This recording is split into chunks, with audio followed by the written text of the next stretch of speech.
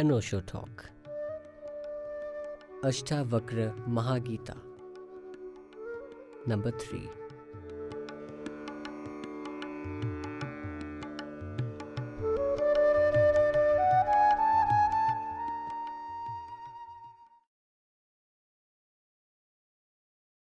एको द्रष्टासि सर्वस्य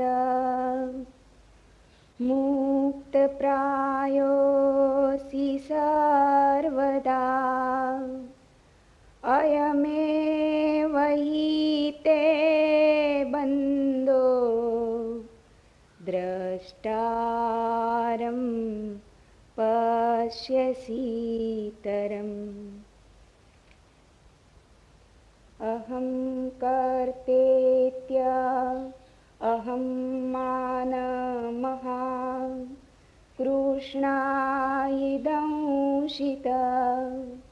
नाहं कर्तेति विश्वास अमृतं पीत्वा सुखी भव।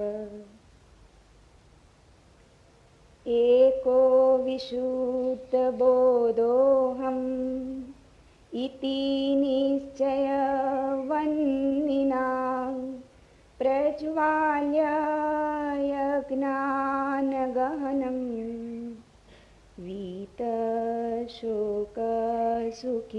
भव।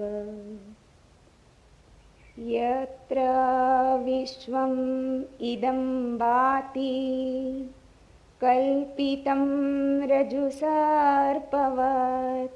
आनन्द परमानन्द सबोधस्त्वं सुखं चर।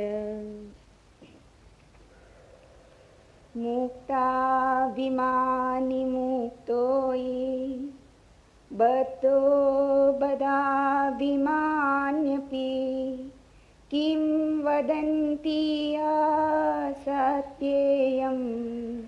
यामति सा गतिर्भवेत्। आत्मा साक्षी विभुपूर्ण एको मुक्तश्चित्क्रिय असंगो निस्पृह शांतो ब्रह्मात् संसारवानिव। कुटस्थं बोधम् अद्वैतम् आत्मानं परिभावय आभासोऽहं ब्रह्मं मुक्त्वा भावं बाह्यम् अथान्तरम्।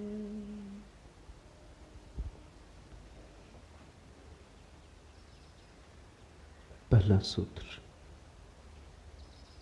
अष्टावक्र ने कहा, तू सब का एक दृष्टा है और सदा सचमुच मुक्त है। तेरा बंधन तो यही है कि तू अपने को छोड़ दूसरे को दृष्टा देखता है। यह सूत्र अत्यंत बहुमूल्य है। एक एक शब्द इसका ठीक से समझें। तू सबका एक दृष्टा है। एको दृष्टासि सर्वस्य, और सदा सचमुच मुक्त है। साधारणतः हमें अपने जीवन का बोध दूसरों की आंखों से मिलता है। हम दूसरों की आंखों का दर्पण की तरह उपयोग करते, इसलिए हम दृष्टा को भूल जाते और दृश्य बन जाते। स्वाभाविक भी है। छोटा बच्चा पैदा हुआ, उसे अभी अपना कोई पता नहीं। वो दूसरों की आंखों में झांक के ही देखेगा कि मैं कौन। अपना चेहरा तो दिखाई पड़ता नहीं, दर्पण खोजना होगा। जब तुम दर्पण में अपने को देखते हो तो तुम दृश्य हो गए, दृष्टा ना रहे। तुम्हारी अपने से पहचान ही कितनी है, उतनी जितना दर्पण ने कहा। मां कहती है बेटा सुंदर है, तो बेटा अपने को सुंदर मानता है। शिक्षक कहते हैं स्कूल में बुद्धिमान हो, तो व्यक्ति अपने को बुद्धिमान मानता है। कोई अपमान कर देता है, कोई निंदा कर देता है, तो निंदा का स्वर भीतर समा जाता है। इसलिए तो हमें अपना बोध बड़ा भ्रामक मालूम होता है, क्योंकि अनेक स्वर से मिलकर बना है, विरोधी स्वरों से मिलकर बना है। किसी ने कहा सुंदर हो और किसी ने कहा तुम और सुंदर।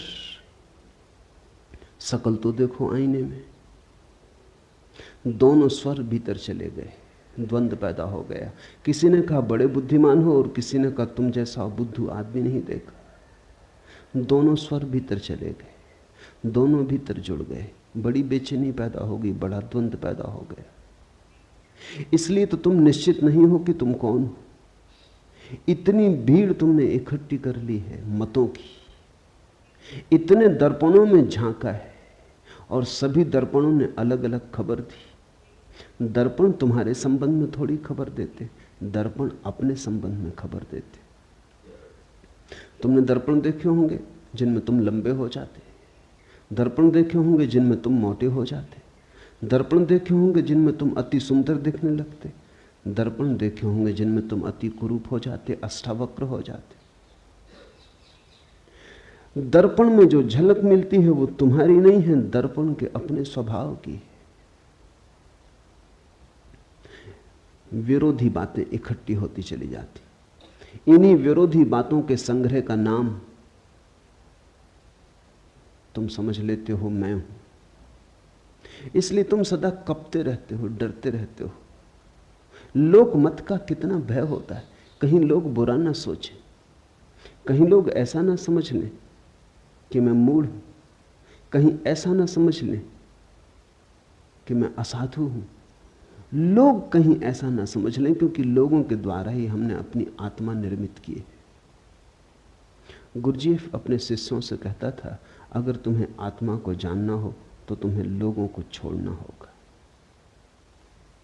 ठीक कहता था। सदियों से यही सद्गुरुओं ने कहा है। अगर तुम्हें स्वयं को पहचानना हो तो तुम्हें दूसरों की आंखों में देखना बंद कर देना होगा। मेरे देखे बहुत से खोजी, सत्य के अन्वेषक समाज को छोड़कर चले गए। उसका कारण ये नहीं था कि समाज में रह के सत्य को पाना असंभव है। उसका कारण इतना ही था, समाज में रह के स्वयं की ठीक ठीक छवि जाननी बहुत कठिन है। यहां लोग खबर दिए ही चले जाते हैं कि तुम कौन हो। तुम पूछो न पूछो, सब तरफ से झलकें आती ही रहती हैं कि तुम कौन हो। और हम धीरे धीरे इन्हीं झलकों के लिए जीने लगते। मैंने सुना एक राजनेता मरा, उसकी पत्नी 2 वर्ष पहले मर गई थी। जैसे ही राजनेता मरा, उसकी पत्नी ने उस दूसरे लोग के द्वार पर उसका स्वागत किया, लेकिन राजनेता ने कहा अभी मैं भीतर ना आऊंगा, जरा मुझे मेरी अर्थी के साथ राजघाट तक हो आने दो। पत्नी ने कहा अब क्या सार है, वहां तो देह पड़ी रह गई, मिट्टी है। उसने कहा कि मिट्टी नहीं, इतना तो देख लेने दो कितने लोग विदा करने आए। राजनेता और उसकी पत्नी भी अर्थी के साथ साथ, किसी को तो दिखाई ना पड़ते थे पर उनको अर्थी दिखाई पड़ती थी, चले। बड़ी भीड़ थी। अखबार नवीस थे, फोटोग्राफर थे, झंडे झुकाए गए थे, फूल सजाए गए थे। मिलिट्री के ट्रक पर रखी अर्थी थी, बड़ा सम्मान दिया जा रहा था, तोपें आगे पीछे थी, सैनिक चल रहे थे। गदगद हो उठा राजनेता। पत्नी ने कहा इतने प्रसन्न क्या हो रहे हो? उसने कहा अगर मुझे पता होता कि मरने पर इतनी भीड़ आएगी तो मैं पहले कभी का मर गया होता, तो हम पहले ही ना मर गए होते, इतने दिन क्यों राह देखते। इतनी भीड़ मरने पर आए, इसी के लिए तो जिए। भीड़ के लिए लोग जीते हैं, भीड़ के लिए लोग मरते हैं। दूसरे क्या कहते हैं ये इतना मूल्यवान हो गया है कि तुम पूछते ही नहीं कि तुम कौन हो। दूसरे क्या कहते हैं उन्हीं की कतरन छांट छांट के इकट्ठी अपनी तस्वीर बना लेते। वो तस्वीर बड़ी डमाडोल रहती, क्योंकि लोगों के मन बदलते रहते, और फिर लोगों के मन ही नहीं बदलते रहते, लोगों के कारण भी बदलते रहते। कोई आके तुमसे कह गया कि आप बड़े साधु पुरुष हैं, उसका कुछ कारण है, खुशामद कर गया। साधु पुरुष तुम्हें मानता कौन है? अपने को छोड़ के संसार में कोई किसी को साधु पुरुष नहीं मानता। तुम अपनी ही सोचो ना, तुम अपने को छोड़ के किसको साधु पुरुष मानते हो? कभी कभी कहना पड़ता है, जरूरतें, जिंदगी है, अड़चने, झूठे को सच्चा कहना पड़ता है, दुर्जन को सज्जन कहना पड़ता है, कुरूप को सुंदर की तरह प्रशंसा करनी पड़ती, स्तुति करनी पड़ती, खुशामद करनी पड़ती। खुशामद इसलिए तो इतनी बहुमूल्य है। खुशामद के चक्कर में लोग क्यों आ जाते? मूढ़ से मूढ़ आदमी से भी कहो कि तुम महाबुद्धिमान हो तो वो भी इंकार नहीं करता, क्योंकि उसको अपना तो कुछ पता नहीं। तुम जो कहते हो वही सुनता है, तुम जो कहते हो वही हो जाता है। तो उनके कारण बदल जाते। कोई कहता है सुंदर हो, कोई कहता है असुंदर हो, कोई कहता है भले हो, कोई कहता है बुरे हो। ये सब इकट्ठा होता चला जाता है, और इन विपरीत मतों के आधार पर तुम अपनी आत्मा का निर्माण कर लेते हो। तुम ऐसी बैलगाड़ी पर सवार हो जिसमें सब तरफ बैल जुते, जो सब दिशाओं में एक साथ जा रही। तुम्हारे अस्थि पंजर ढीले हुए जा रहे हैं, तुम सिर्फ घसीटते हो, कहीं पहुंचते नहीं, पहुंच सकते नहीं। पहला सूत्र है आज का, तू सबका एक दृष्टा है और तू सदा सचमुच मुक्त है। व्यक्ति दृश्य नहीं है, दृष्टा है। दुनिया में 3 तरह के व्यक्ति हैं। वे जो दृश्य बन गए, वे सबसे ज्यादा अंधेरे में। दूसरे वे जो दर्शक बन गए, वे पहले से थोड़े ठीक है लेकिन कुछ बहुत ज्यादा अंतर नहीं। तीसरे वे जो दृष्टा बन गए। तीनों को अलग अलग समझ लेना जरूरी है। जब तुम दृश्य बन जाते हो तो तुम वस्तु हो गए, तुमने आत्मा खो दी। इसलिए राजनेता में आत्मा को पाना मुश्किल है, अभिनेता में आत्मा को पाना मुश्किल है। वो दृश्य बन गया है, वो दृश्य बनने के लिए ही जीता है। उसकी सारी कोशिश ये है कि मैं लोगों को भला कैसे लगूं, सुंदर कैसे लगूं, श्रेष्ठ कैसे लगूं। श्रेष्ठ होने की चेष्टा नहीं है, श्रेष्ठ लगने की चेष्टा है। कैसे श्रेष्ठ दिखाई पड़ूं। तो जो दृश्य बन रहा है वो पाखंडी हो जाता है। वो ऊपर से मुखौटे ओढ़ लेता है, ऊपर से सब आयोजन कर लेता है, भीतर सड़ता जाता है। फिर दूसरे वे लोग हैं जो दर्शक बन गए, उनकी बड़ी भीड़ है। स्वभावतः पहले तरह के लोगों के लिए दूसरे तरह के लोगों की जरूरत नहीं, तो दृश्य बनेंगे लोग कैसे? कोई राजनेता बन जाता है, फिर ताली बजाने वाली भीड़ मिल जाती, तो दोनों में बड़ा मेल बैठ जाता है। नेता हो तो अनुयायी भी चाहिए, कोई नाच रहा हो तो दर्शक भी चाहिए, कोई गीत गा रहा हो तो सुनने वाले भी चाहिए। तो कोई दृश्य बनने में लगा है, कुछ दर्शक बनकर रह गए। दर्शकों की बड़ी भीड़ है। पश्चिम के मनोवैज्ञानिक बड़े चिंतित थे, क्योंकि लोग बिल्कुल ही दर्शक होकर रह गए हैं। फिल्म देखाते हैं, रेडियो खोल लेते हैं, टेलीविजन के सामने बैठ जाते हैं घंटों।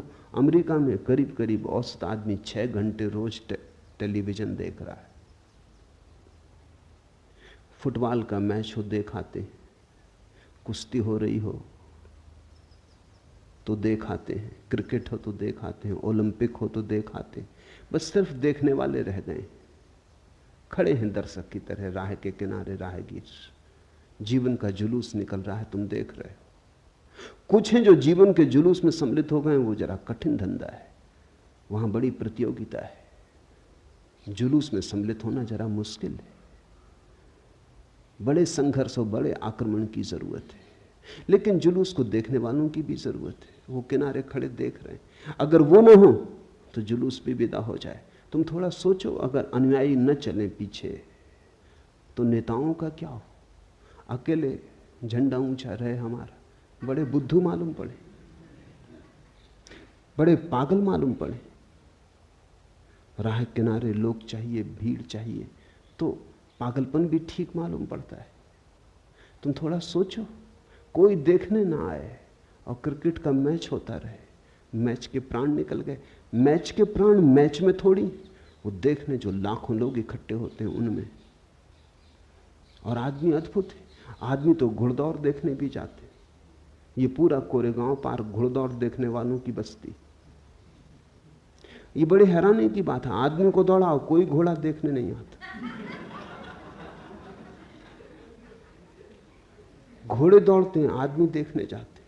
ये घोड़ों से भी गई बीती स्थिति हो गई। देखते ही देखते जिंदगी बीत जाती। दर्शक, प्रेम करते नहीं तुम, फिल्म में प्रेम चलता है वो देखते हो। नाचते नहीं तुम, कोई नाचता है तुम देखते हो। गीत तुम नहीं गुनगुनाते, कोई गुनगुनाता है तुम सुनते हो। तो तुम्हारा जीवन अगर नपुंसक हो जाए, अगर उसमें से सब जीवन ऊर्जा खो जाए, तो आश्चर्य क्या। तुम्हारे जीवन में कोई गति नहीं है, कोई ऊर्जा का प्रवाह नहीं है, तुम मुर्दे की भांति बैठे हो। बस तुम्हारा कुल काम इतना है कि देखते रहो, कोई दिखाता रहे, तुम देखते रहो। ये दो ही की बड़ी संख्या है दुनिया में, दोनों एक दूसरे से बंधे। मनोवैज्ञानिक कहते हैं दुनिया में हर बीमारी के दो पहलू होते। दुनिया में कुछ लोग हैं जिनको मनोवैज्ञानिक कहते हैं मैसोचिस्ट, पर स्वदुखवादी, वो अपने को सताते। और दुनिया में दूसरा एक वर्ग है जिसको मनोवैज्ञानिक कहते हैं सैडिस्ट, पर दुखवादी, दूसरे को सताते। दोनों की जरूरत है, इसलिए दोनों जब मिल जाते हैं तो बड़ा राग रंग चलता है।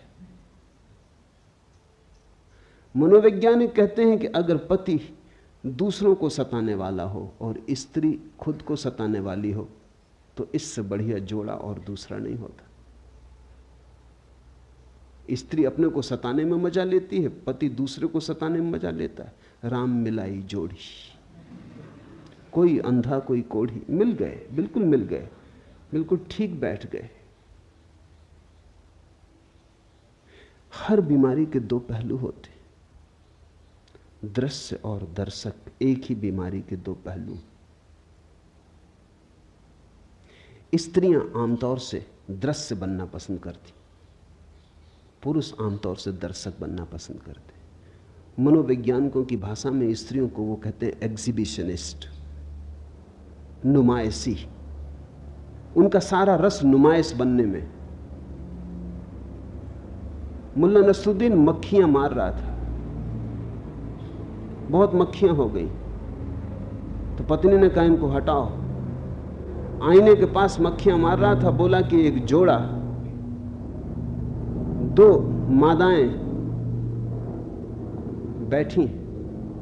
पत्नी ने कहा हद हो गई, तुमने पता कैसे चलाया कि नर हैं कि मादाएं? उन्होंने कहा घंटे भर से आईने पे बैठी हैं, मादाएं होनी चाहिए। नर को आईने के पास क्या करना? स्त्रियां आईने से छूट ही नहीं पाती। आईना मिल जाए तो चुंबक की तरह खींच लेता है। सारी जिंदगी आईने के सामने बीत रही है, कपड़ों में, वस्त्रों में, सजावट में, श्रृंगार में।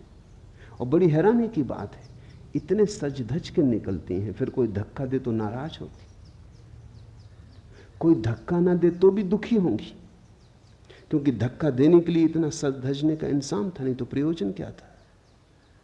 पति के सामने स्त्रियां नहीं सजती, पति के सामने तो वो भैरवी बनी बैठी रहती। क्योंकि वहां धक्का मुक्का समाप्त हो चुका है। लेकिन घर के बाहर जाएं तो बड़ी तैयारी करती हैं, वहां दर्शक मिलेंगे, वहां दृश्य बनना है। मनुष्य को, पुरुष को मनोवैज्ञानिक कहते हैं वोयूर। उसकी सारी नजर देखने में, उसका रस देखने में। स्त्रियों को देखने में रस नहीं, दिखाने में रस है। इसलिए तो स्त्री पुरुषों का जोड़ा बैठ जाता, बीमारी के दो पहलू बिल्कुल एक साथ बैठ जाते। और ये दोनों ही अवस्थाएं रुग्ण हैं। अष्टावक्र कहते हैं मनुष्य का स्वभाव दृष्टा का है, न तो दृश्य बनना है और न दर्शक। अब कभी तुम ये भूल मत कर लेना, कई बार मैंने देखा है कुछ लोग ये भूल कर लेते हैं, वो समझते हैं दर्शक हो गए तो दृष्टा हो गए। इन दोनों शब्दों में बड़ा बुनियादी फर्क है। भाषा कोश में शायद फर्क ना हो, वहां दर्शक और दृष्टा का एक ही अर्थ होगा, लेकिन जीवन के कोश में बड़ा फर्क है। दर्शक का अर्थ है दृष्टि दूसरे पर है, और दृष्टा का अर्थ है दृष्टि अपने पर है। दृष्टि देखने वाले पर है तो दृष्टा, और दृष्टि दृश्य पर है तो दर्शक। बड़ा क्रांतिकारी भेद है, बड़ा बुनियादी भेद है। जब तुम्हारी नजर दृश्य पर अटक जाती है और तुम अपने को भूल जाते हो तो दर्शक। जब तुम्हारी दृष्टि से सब दृश्य विदा हो जाते हैं, तुम ही तुम रह जाते हो, जागरण मात्र रह जाता, होश मात्र रह जाता, तो दृष्टा। तो दर्शक तो तुम तब हो जब तुम बिल्कुल विस्मृत हो गए, तुम अपने को भूल ही गए, नजर लग गई। वहां सिनेमा हॉल में बैठे हो, 3 घंटे के लिए अपने को भूल जाते हो, याद ही नहीं रहती कि तुम कौन हो। दुख सुख चिंताएं सब भूल जाती, इसलिए तो भीड़ वहां पहुंचती। जिंदगी में बड़ा दुख है, चिंता है, परेशानी है, कहीं चाहिए भूलने का उपाय। लोग बिल्कुल एकाग्र चित्त हो जाते, बस ध्यान उनका लगता ही फिल्म में। वहां देखते हैं पर्दे पे कुछ भी नहीं है, छायाएं डोल रही, मगर लोग बिल्कुल एकाग्र चित्त हैं। बीमारी भूल जाती, चिंता भूल जाती, बुढ़ापा भूल जाता, मौत भी आती हो तो भूल जाती। लेकिन दृष्टा नहीं हो गए हो तुम फिल्म में बैठ के, दर्शक हो गए, भूल ही गए अपने को। स्मरण ही ना रहा कि मैं कौन हूं। ये जो देखने की ऊर्जा है भीतर, इसकी तो स्मृति ही खो गई। बस सामने दृश्य है, उसी पर अटक गए, उसी में सब भांति डूब गए। दर्शक होना एक तरह का आत्मविस्मरण है, और दृष्टा होने का अर्थ है सब दृश्य विदा हो गए, पर्दा खाली हो गया, अब कोई फिल्म नहीं चलती वहां, न कोई विचार रहे, न कोई शब्द रहे, पर्दा बिल्कुल शून्य हो गया, कोरा और शुभ्र सफेद। देखने को कुछ भी ना बचा, सिर्फ देखने वाला बचा। और अब देखने वाले में डुबकी लगी तो दृष्टा। दृश्य और दर्शक, मनुष्यता इनमें बटी। कभी कभी कोई दृष्टा होता है, कोई अष्टावक्र, कोई कृष्ण, कोई महावीर, कोई बुद्ध। कभी कभी कोई जागता और दृष्टा होता है। तू सबका एक दृष्टा है।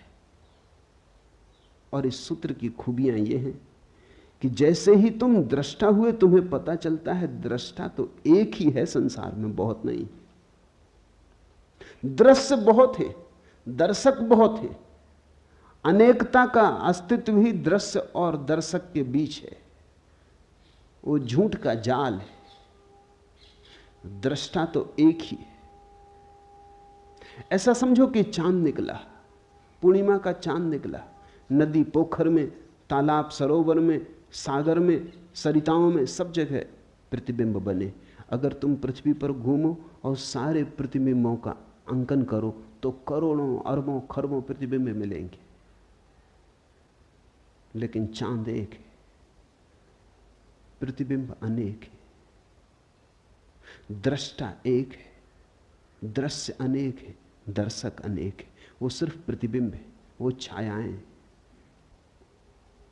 तो जैसे ही कोई व्यक्ति दृश्य और दर्शक से मुक्त होता है, न तो दिखाने की इच्छा रही कि कोई देखे, न देखने की इच्छा रही। देखने और दिखाने का जाल छूटा। वो रस न रहा तो वैराग्य। अब कोई इच्छा नहीं होती कोई देखे और कहे कि सुंदर हो, सज्जन हो, संत हो, साधु हो। अगर इतनी भी इच्छा भीतर रह गई कि लोग तुम्हें साधु समझें, तो अभी तुम पुराने जाल में पड़े हो। अगर इतनी भी आकांक्षा रह गई मन में कि लोग तुम्हें संत पुरुष समझें, तो तुम अभी पुराने जाल में पड़े हो। अभी संसार नहीं छूटा। संसार ने नया रूप लिया, नया ढंग पकड़ा, लेकिन यात्रा पुरानी ही जारी है, सातत्य पुराना ही जारी। क्या करोगे देखकर? खूब देखा, क्या पाया? क्या करोगे दिखाकर? कौन है यहां जिसको दिखा के कुछ मिलेगा? इन दोनों से पार हटकर, द्वंद्व से हटकर जो दृष्टा में डूबता है, तो पाता है कि एक ही है। ये पूर्णिमा का चांद तो एक ही है। ये सरोवरों, पोखरों, तालाबों, सागरों में अलग अलग दिखाई पड़ता था। अलग अलग दर्पण थे, इसलिए दिखाई पड़ता था। मैंने सुना है एक राजमहल था, सम्राट ने महल बनाया था सिर्फ दर्पणों से। दर्पण ही दर्पण थे अंदर, कांच महल था। एक कुत्ता, सम्राट का खुद का कुत्ता, रात बंद हो गया, भूल से अंदर रह गया। उस कुत्ते की अवस्था तुम समझ सकते हो क्या हुई होगी। वही आदमी की अवस्था है। उसने चारों तरफ देखा, कुत्ते ही कुत्ते थे, हर दर्पण में कुत्ता था। वो घबरा गया, वो भौंका। जब आदमी भयभीत होता है तो दूसरे को भयभीत करना चाहता है। शायद दूसरा भयभीत हो जाए तो अपना भय कम हो जाए। वो भौंका, लेकिन स्वभावतः वहां तो दर्पण ही थे। दर्पण दर्पण से कुत्ते भौंके, आवाज उसी पर लौट आई, अपनी ही प्रतिध्वनि थी। रात भर भौंकता रहा और बांकता और दर्पणों से जूझता, लहूलुहान हो गया।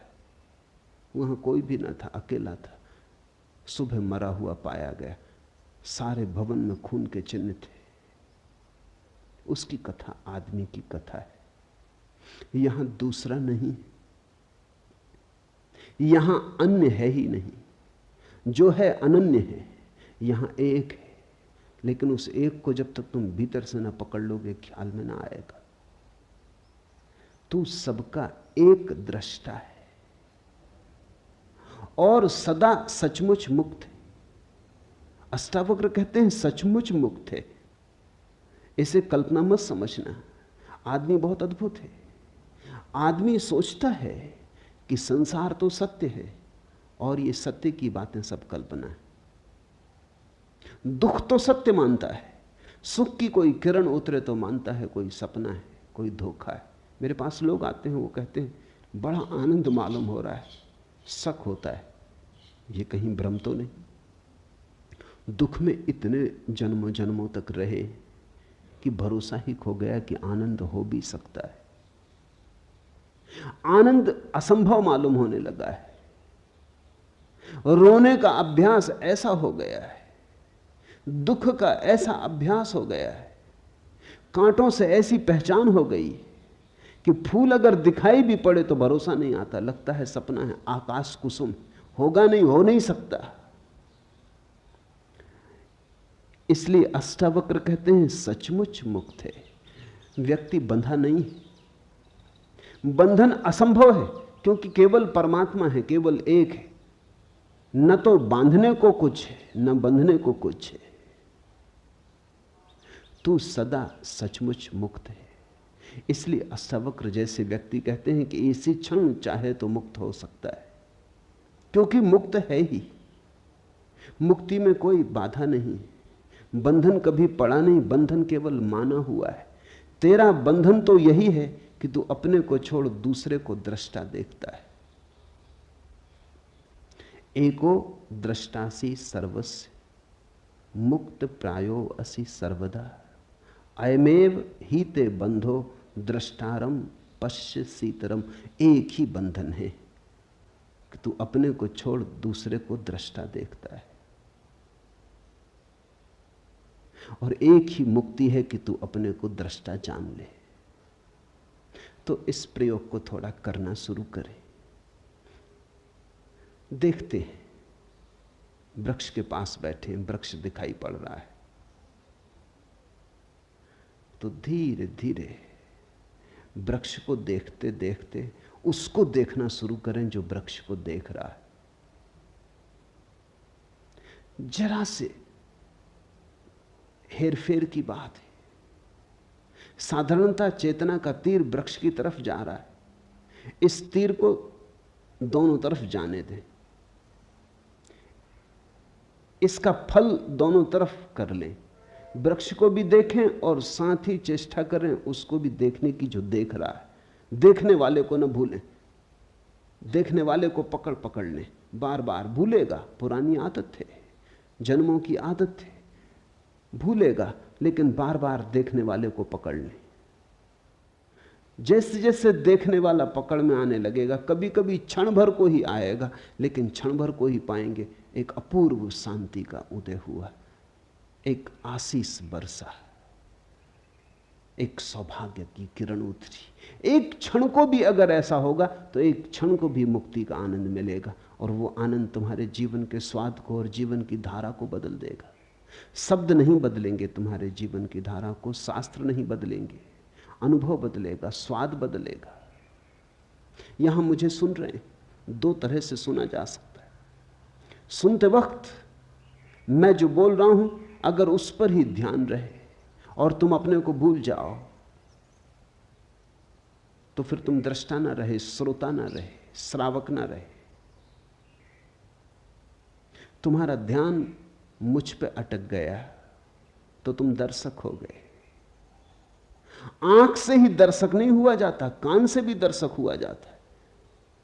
जब भी ध्यान ऑब्जेक्ट पर, विषय पर अटक जाए तो तुम दर्शक हो गए। सुनते वक्त सुनो मुझे, साथ में उसको भी देखते रहो, पकड़ते रहो, टटोलते रहो जो सुन रहा है। निश्चित ही तुम सुन रहे हो, मैं बोल रहा हूं। बोलने वाले पर ही नजर ना रहे, सुनने वाले को भी पकड़ते रहो, बीच बीच में उसको ख्याल लेते रहो। धीरे धीरे तुम पाओगे कि जिस घड़ी में तुमने सुनने वाले को पकड़ा, उसी घड़ी में तुमने मुझे सुना, से सब व्यर्थ गया। जब तुम सुनने वाले को पकड़ के सुनोगे, तब जो मैं कह रहा हूं वही तुम्हें सुनाई पड़ेगा। और अगर तुमने सुनने वाले को नहीं पकड़ा है तो तुम न मालूम क्या क्या सुन लोगे जो मैंने ना तो कहा ना अष्टावक्र ने कहा है। तब तुम्हारा मन बहुत से जाल बुन लेगा, तुम बेहोश हो। बेहोशी में तुम कैसे होश की बातें समझ सकते हो? ये बातें होश की हैं, ये बातें किसी और दुनिया की हैं। तुमने अगर नींद में सुना तो तुम इन बातों के आसपास अपने सपने गूंथ लोगे, तुम इन बातों का रंग खराब कर दोगे, तुम इनको पोत लोगे, तुम अपने ढंग से इनका अर्थ निकाल लोगे, तुम इनकी व्याख्या कर लोगे। तुम्हारी व्याख्या में ही ये अद्भुत वचन मुर्दा हो जाएंगे। तुम्हारे हाथ लाश लगेगी अष्टावक्र की, जीवित अष्टावक्र से तुम चूक जाओगे। क्योंकि जीवित अष्टावक्र को पकड़ने के लिए तो तुम्हें अपने दृष्टा को पकड़ना होगा। वहां है जीवित अष्टावक्र। इसे ख्याल में लो। सुनते हो मुझे, सुनते सुनते उसको भी सुनने लगो जो सुन रहा है। तीर दोहरा हो जाए, मेरी तरफ हो, तुम्हारी तरफ भी हो। अगर मैं भूल जाऊं तो कोई हर्जा नहीं, लेकिन तुम नहीं भूलने चाहिए। और एक ऐसी घड़ी आती जब ना तो तुम रह जाते ना मैं रह जाता। एक ऐसी परम शांति की घड़ी आती है जब दो नहीं रह जाते, एक ही बचता है। तुम ही बोल रहे हो, तुम ही सुन रहे हो, तुम ही देख रहे हो, तुम ही दिखाई पड़ रहे हो। उस घड़ी के लिए ही इशारा अष्टावक्र कर रहे हैं कि वो एक है दृष्टा और सदा सचमुच मुक्त है। बंधन स्वप्न जैसा है। आज रात तुम पूना में सोओगे, लेकिन नींद में तुम कलकत्ते में हो सकते हो, दिल्ली में हो सकते हो, काठमांडू में हो सकते हो। कहीं भी हो सकते हो। सुबह जाग के फिर तुम अपने को पूना में पाओगे। सपने में अगर काठमांडू चले गए तो लौटने के लिए कोई हवाई जहाज से यात्रा नहीं करनी पड़ेगी, ना ट्रेन पकड़नी पड़ेगी, न पैदल यात्रा करनी पड़ेगी। यात्रा करनी ही नहीं पड़ेगी। सुबह आंख खुलेगी और तुम पाओगे कि पूना में हो। सुबह तुम पाओगे तुम कहीं गए ही नहीं, सपने में गए थे। सपने में जाना कोई जाना है। बंधन तो एक ही है तेरा कि तू अपने को छोड़ दूसरे को दृष्टा देखता है। एक ही बंधन है कि हमें अपना होश नहीं, अपने दृष्टा का होश नहीं। एक तो यह अर्थ है इस सूत्र का, एक और भी अर्थ है, वो भी ख्याल में ले लेना चाहिए। साधारणतः अष्टावक्र के ऊपर जिन्होंने भी कुछ लिखा है उन्होंने दूसरा ही अर्थ किया है, इसलिए वो दूसरा अर्थ भी समझ लेना जरूरी है। वो दूसरा अर्थ भी ठीक है, दोनों अर्थ साथ साथ ठीक है। तेरा बंधन तो यही है कि तू अपने को छोड़ दूसरे को दृष्टा देखता है। तुम मुझे सुन रहे हो, तुम सोचते हो कान सुन रहा है, तुम मुझे देख रहे हो, तुम सोचते हो आंख देख रही। आंख क्या देखेगी? आंख को दृष्टा समझ रहे हो तो भूल हो गई। देखने वाला तो आंख के पीछे, सुनने वाला तो कान के पीछे। तुम मेरे हाथ को छुओ तो तुम सोचोगे तुम्हारे हाथ ने मेरे हाथ को छुआ, गलती हो रही। छूने वाला तो हाथ के भीतर छिपा है। हाथ क्या छुएगा? कल मर जाओगे, लाश पड़ी रह जाएगी, लोग हाथ पकड़े बैठे रहेंगे, कुछ भी ना छुएगा। लाश पड़ी रह जाएगी, आंख खुली पड़ी रहेगी, सब दिखाई पड़ेगा और कुछ भी दिखाई ना पड़ेगा। लाश पड़ी रह जाएगी, संगीत होगा, बैंड बाजे बजेंगे, कान पर चोट भी लगेगी, झनकार भी आएगी, लेकिन कुछ भी सुनाई ना पड़ेगा। जिसे सुनाई पड़ता था, जिसे दिखाई पड़ता था, जिसे स्पर्श होता था, स्वाद होता था, वो जा चुका।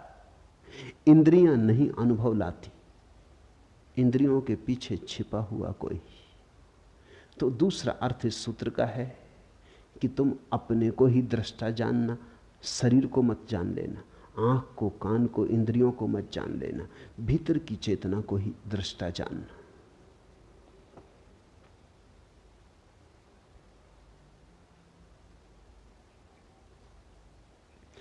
मैं करता हूं ऐसे अहंकार रूपी अत्यंत काले सर्प से दंशित हुआ तू। मैं करता नहीं हूं ऐसे विश्वास रूपी अमृत को पीकर सुखी हो। अहम करता इति, मैं करता हूं ऐसे अहंकार रूपी अत्यंत काले सर्प से दंशित हुआ तू। हमारी मान्यता ही सब कुछ है। हम मान्यता के सपने में पड़े, हम अपने को जो मान लेते हैं वही हो जाते। ये बड़ी विचार की बात है। ये पूरब के अनुभव का सार निचोड़ है। हमने जो मान लिया है अपने को वही हम हो जाते। तुमने अगर कभी किसी सम्मोहनविद को, हिप्नोटिस्ट को प्रयोग करते देखा हो तो तुम चौंके होगे। अगर वो किसी व्यक्ति को सम्मोहित करके कह देता है पुरुष को कि तुम स्त्री हो, और फिर कहता है उठो चलो, तो वो आदमी स्त्री की तरह चलने लगता है। बहुत कठिन है स्त्री की तरह चलना, उसके लिए खास तरह का शरीर का ढांचा चाहिए। स्त्री की तरह चलने के लिए गर्भ की खाली जगह चाहिए पेट में, अन्यथा कोई स्त्री की तरह चल नहीं सकता। या बहुत अभ्यास करे तो चल सकता है। लेकिन कोई सम्मोहनविद किसी को सुला देता है बेहोशी में, वो कहता है उठो तुम स्त्री हो, पुरुष नहीं, चलो, वो स्त्री की तरह चलने लगता है। वो उसे प्याज पकड़ा देता है और कहता है ये सेव है, नाश्ता कर लो, वो प्याज का नाश्ता कर लेता है। और उससे पूछो कैसा स्वाद, वो कहता है बड़ा स्वादिष्ट। उसे पता भी नहीं चलता कि ये प्याज है, उसे बास भी नहीं आती। सम्मोहन विदों ने अनुभव किया है, और अब तो ये वैज्ञानिक तथ्य है, इस पर बहुत प्रयोग हुए हैं। मूर्छित सम्मोहन में मूर्छित व्यक्ति के हाथ में उठा के एक साधारण कंकड़ रख दो और कह दो अंगारा रख दिया है, वो झटक के फेंक देता है, चीख मारता है कि जल गया। इतने तक भी बात होती तो ठीक था, लेकिन हाथ पे फफोला आ जाता है।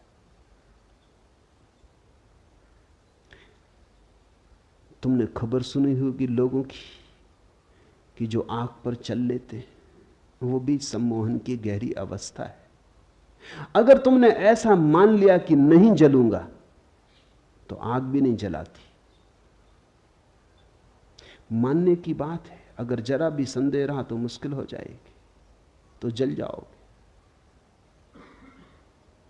ऐसा बहुत बार हुआ है कि कुछ लोग सिर्फ हिम्मत करके चले गए कि जब इतने लोग चल रहे हैं तो हम भी चल लेंगे, लेकिन भीतर संदेह का कीड़ा था, वो जल गए। ऑक्सफोर्ड यूनिवर्सिटी में इस पर प्रयोग किया गया। लंका से कुछ बौद्ध भिक्षु बुलाए गए थे चलने के लिए।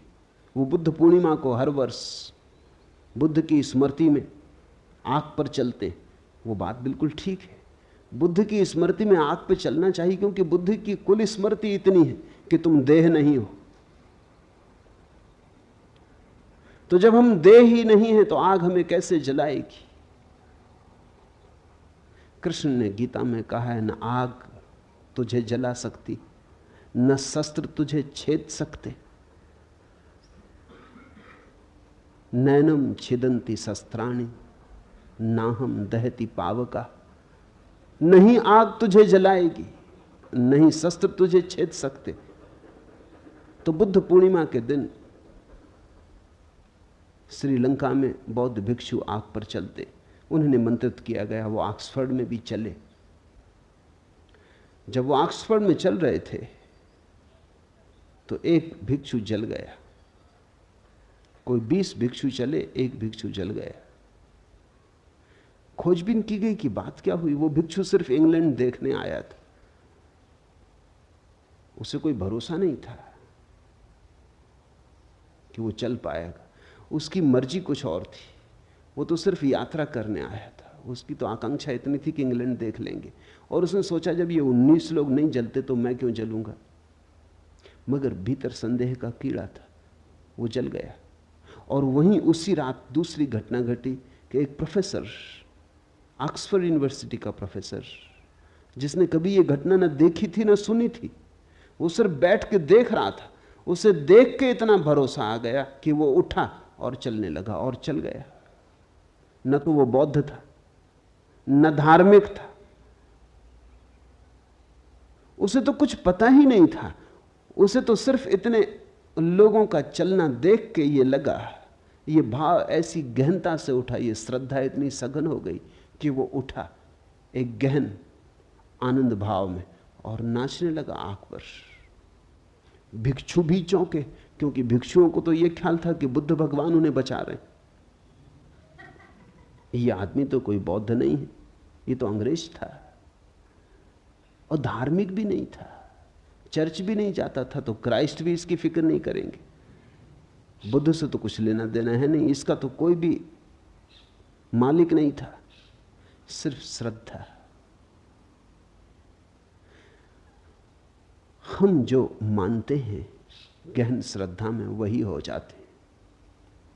मैं करता हूं ऐसे अहंकार रूपी अत्यंत काले सर्प से दंशित हुआ तू। मैं करता नहीं हूं ऐसे विश्वास रूपी अमृत को पीकर सुखी हो। ये वचन ख्याल रखना, बार बार अष्टावक्र कहते हैं सुखी हो। वो कहते हैं इसी क्षण घट सकती है बात। अहम करता इति, मैं करता हूं ऐसी हमारी धारणा है। उस धारणा के अनुसार हमारा अहंकार निर्मित होता है। कर्ता यानी अस्मिता। मैं करता हूं, उसी से हमारा अहंकार निर्मित होता है। इसलिए जितना बड़ा करता हो उतना बड़ा अहंकार होता है। तुमने अगर कुछ खास नहीं किया तो तुम क्या अहंकार रखोगे। तुमने एक बड़ा मकान बनाया तो उतना ही बड़ा तुम्हारा अहंकार हो जाता। तुमने एक बड़ा साम्राज्य रचाया तो उतनी ही सीमा तुम्हारे अहंकार की हो जाती। इसलिए तो दुनिया को जीतने के लिए पागल लोग निकलते। दुनिया को जीतने थोड़ी निकलते, दुनिया किसने कब जीती? लोग आते हैं चले जाते हैं, दुनिया को कौन जीत पाता है? लेकिन दुनिया को जीतने निकलते हैं घोषणा करने कि मेरा अहंकार इतना विराट है कि सारी दुनिया को छोटा कर दूंगा, घेर लूंगा, सीमा बना दूंगा, मैं ही परिभाषा बनूंगा सारे जगत की। सिकंदर और नेपोलियन और तैमूर और नादिर और सारे पागल दुनिया को घेरने चलते। ये दुनिया को घेरने के लिए जो आकांक्षा है, ये अहंकार की आकांक्षा है। किसी को तुमने देखा मंत्री हो गया या मुख्यमंत्री हो गया, तब उसकी चाल देखी, फिर पद पर नहीं रहा तब उसको देखा, ऐसी खराब हालत हो जाती पद से उतर के। आदमी वही है, बल खो जाता है। वो जो अहंकार का विष था, जो गति दे रहा था, नशा दे रहा था, वो चाल में जो मस्ती आ गई थी, सिर ऊंचा उठ गया था, रीढ़ सीधी हो गई थी, वो सब खो जाता है। क्या हो गया? एक क्षण पहले इतना बल मालूम होता था, एक क्षण बाद ऐसा निर्बल हो गया। राजनीतिक पदों से उतर के ज्यादा दिन जिंदा नहीं रहते। राजनीतिक जब तक जीतते हैं तब तक बलशाली रहते हैं, जैसे ही हारने लगते हैं वैसे ही बल खो जाता। मनोवैज्ञानिक कहते हैं कि लोग रिटायर होकर जल्दी मर जाते। 10 साल का फर्क पड़ता है, थोड़ा बहुत फर्क नहीं। जो आदमी 80 साल जीता, वो जब 60 साल में रिटायर हो जाता तो 70 में मर जाता है। वो 80 साल जी सकता था, कोई और कारण न था मरने का, लेकिन मरने का एक कारण मिल गया कि जब तुम कलेक्टर थे, कमिश्नर थे, पुलिस इंस्पेक्टर थे या कांस्टेबल ही सही, स्कूल के मास्टर ही सही।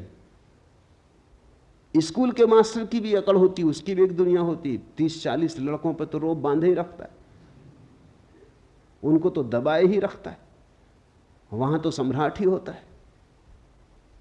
कहते हैं जब औरंगजेब ने अपने बाप को कारागृह में बंद कर दिया तो उसके बाप ने कहा कि मुझे यहां मन नहीं लगता, तू एक काम कर, 30-40 छोटे छोटे लड़के भेज दे, तुम एक मदरसा खोल दो।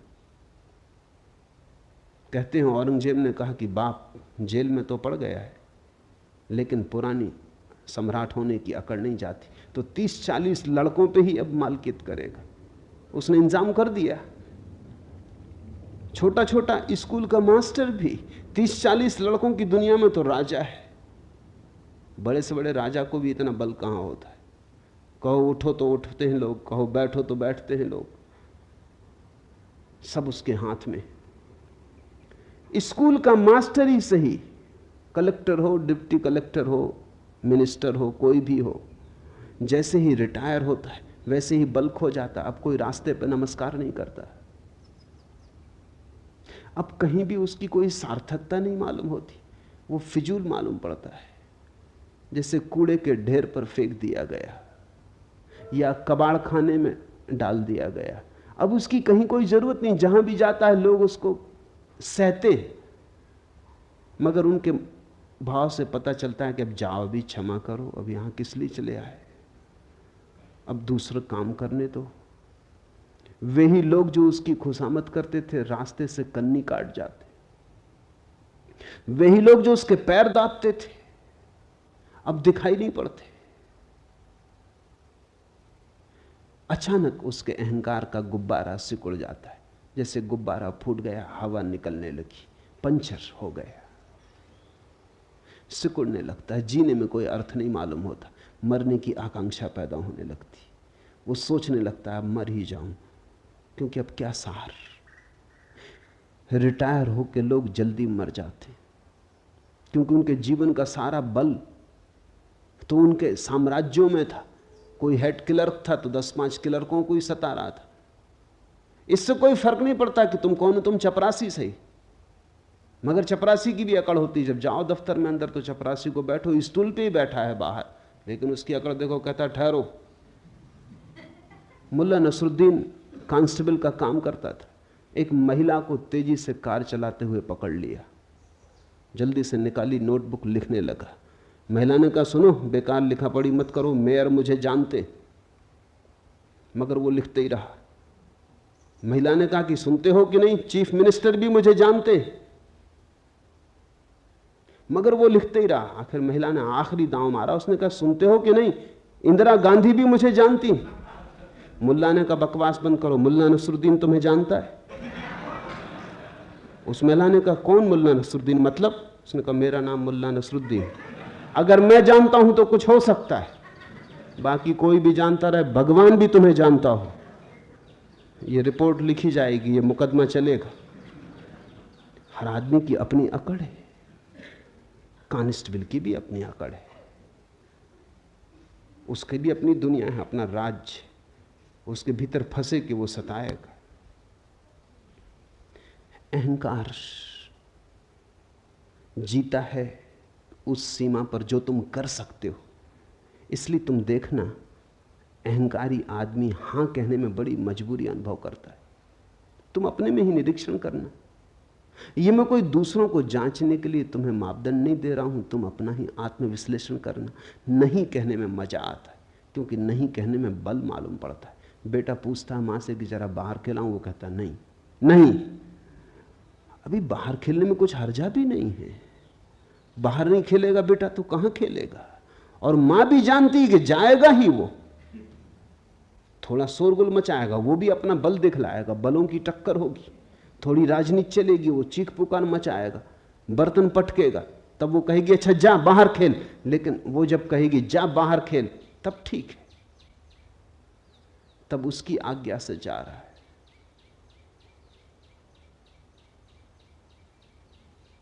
मुल्ला नसरुद्दीन का बेटा बहुत ऊधम कर रहा था, उससे बार बार कह रहा था शांत होकर बैठ, देख मेरी आज्ञा मान, शांत होकर बैठ, मगर वो सुन नहीं रहा था। कौन बेटा सुनता है?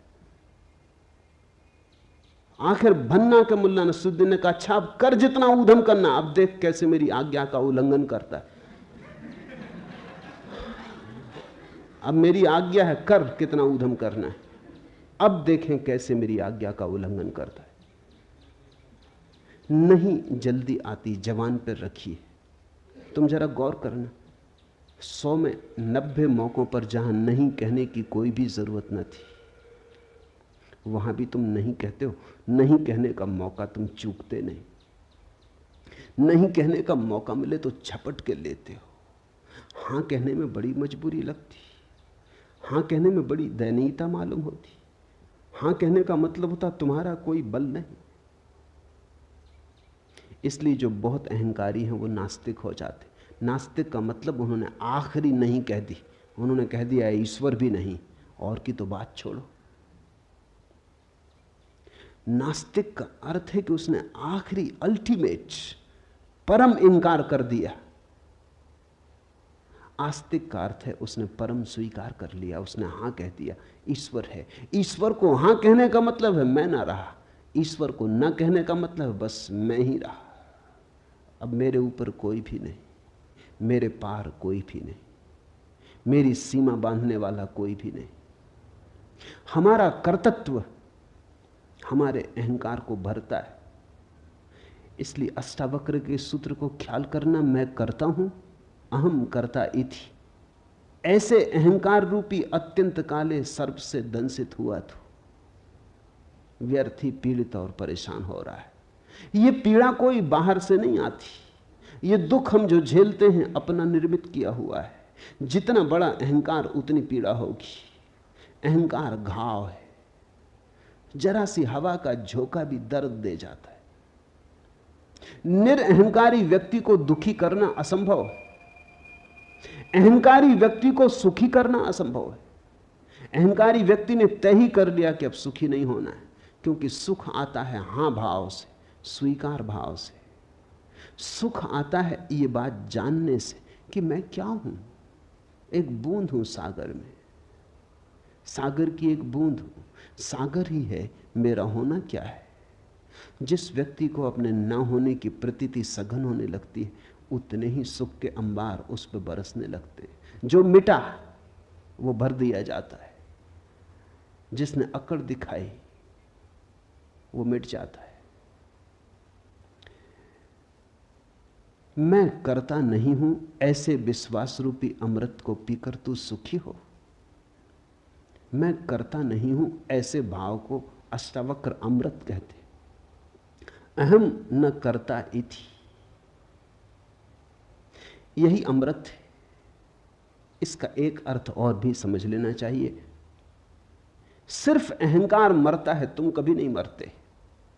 इसलिए अहंकार मृत्यु है, विष है।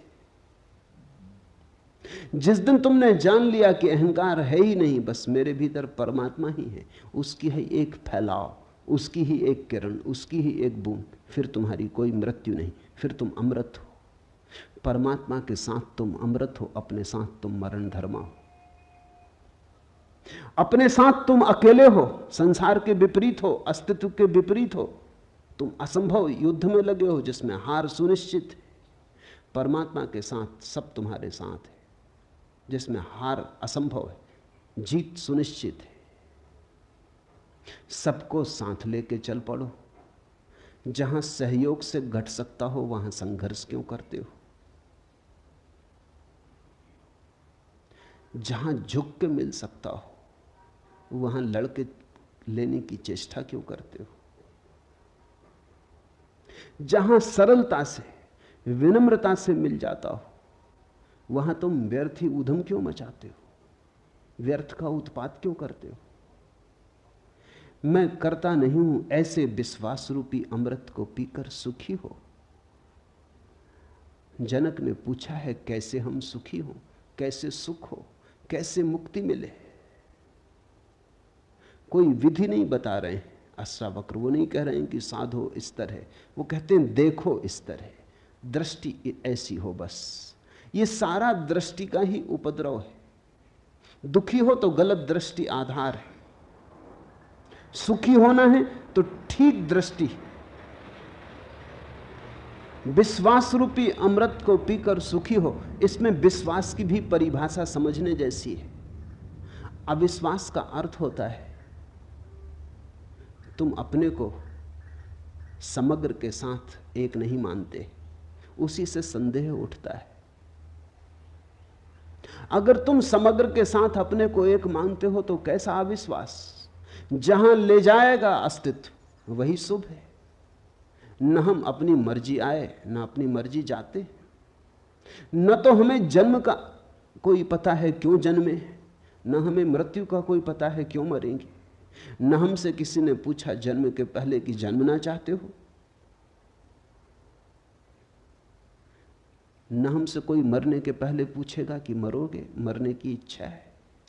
सब यहां हो रहा है, हमसे कौन पूछता है? हम व्यर्थ ही बीच में क्यों अपने को लाएं? जिससे जीवन निकला है उसी में हम विसर्जित होंगे, और जिसने जीवन दिया है उस पर अविश्वास कैसा? जहां से इस सुंदर जीवन का आविर्भाव हुआ है उस स्रोत पर अविश्वास कैसा? जहां से ये फूल खिले, जहां ये कमल खिले, जहां ये चांद तारे, जहां ये मनुष्य हैं, पशु पक्षी हैं, जहां इतना गीत है, जहां इतना संगीत है, जहां इतना प्रेम है, उस पर अविश्वास क्यों? विश्वास का अर्थ है हम अपने को विजाती नहीं मानते, परदेसी नहीं मानते। हम अपने को इस अस्तित्व के साथ एक मानते। इस एक की उद्घोषणा के होते ही जीवन में सुख की वर्षा हो जाती। ऐसे विश्वास रूपी अमृत को पीकर सुखी हो। विश्वास अमृतम पीत्वा सुखी भव। अभी हो जा सुखी, पीत्वा सुखी भव, इसी क्षण हो जा सुखी। मैं एक विशुद्ध बोध हूं, ऐसी निश्चय रूपी अग्नि से अज्ञान रूपी वन को जलाकर तू वीत शोक हुआ, सुखी हो। अभी हो जा दुख के पार। एक छोटी सी बात को जान लेने से दुख विसर्जित हो जाता है कि मैं विशुद्ध बोध हूं, कि मैं मात्र साक्षी भाव हूं, कि मैं केवल दृष्टा हूं। अहंकार का रोग एकमात्र रोग है। मैंने सुना है दिल्ली के एक कवि सम्मेलन में मुल्ला नसरुद्दीन भी सम्मिलित हुआ। जब कवि सम्मेलन समाप्त हुआ और संयोजक पारिश्रमिक बांटने लगे तो वो तृप्त न हुआ। पारिश्रमिक जितना वो सोचता था उतना उसे मिला नहीं। वो बड़ा नाराज हुआ। उसने कहा जानते हो मैं कौन हूं?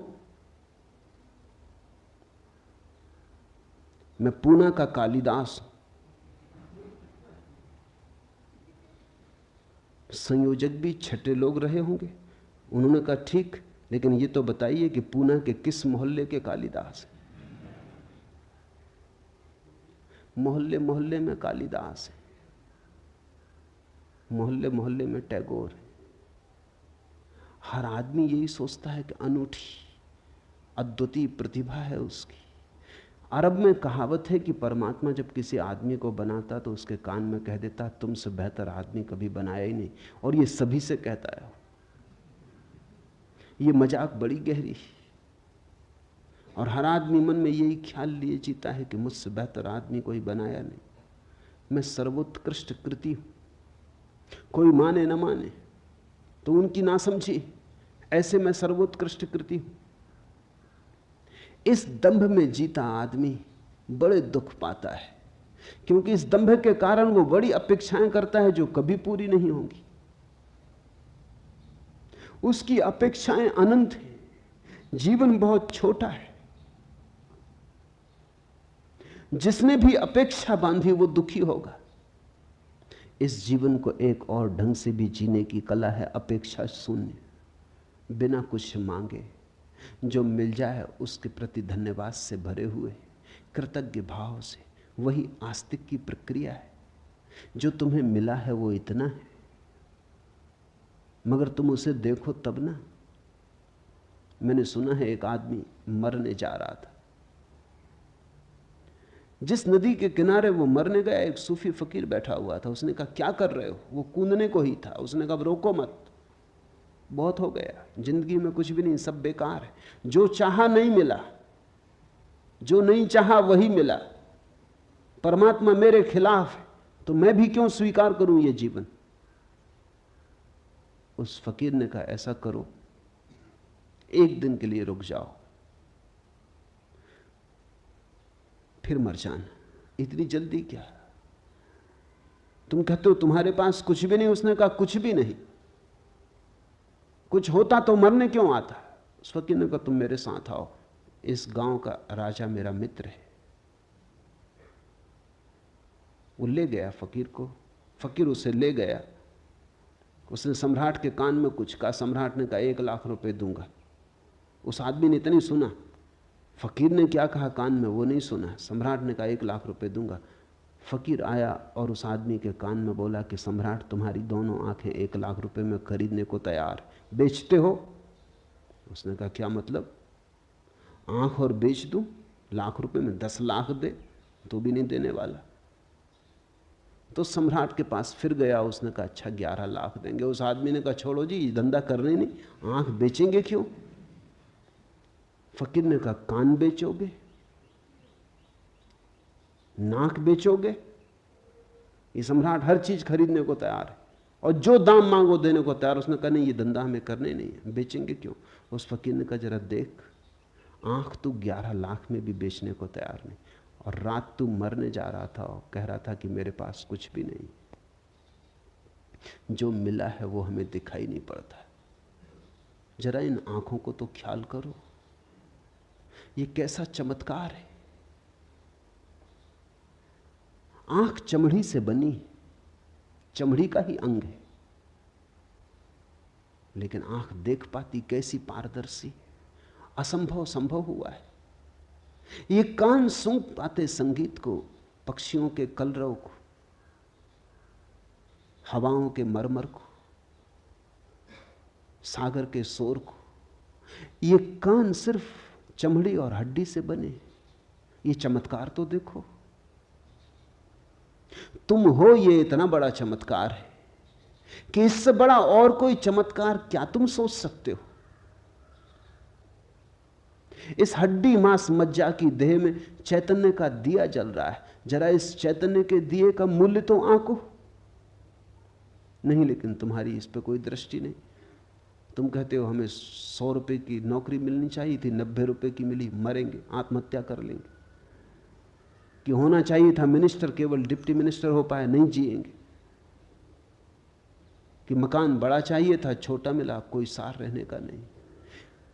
कि दिवाला निकल गया, कि बैंक में खाता खाली हो गया, आप जीने में सार क्या है? कि एक स्त्री चाही थी वो न मिली, कि एक पुरुष चाहा था वो न मिला, बस अब मरेंगे। जितना तुम चाहोगे उतना ही तुम्हारे जीवन में दुख होगा। जितना तुम देखोगे कि बिना चाहे कितना मिला है, अपूर्व तुम्हारे ऊपर बरसा है, अकारण तुमने कमाया क्या है? क्या थी कमाई तुम्हारी जिसके कारण तुम्हें जीवन मिले?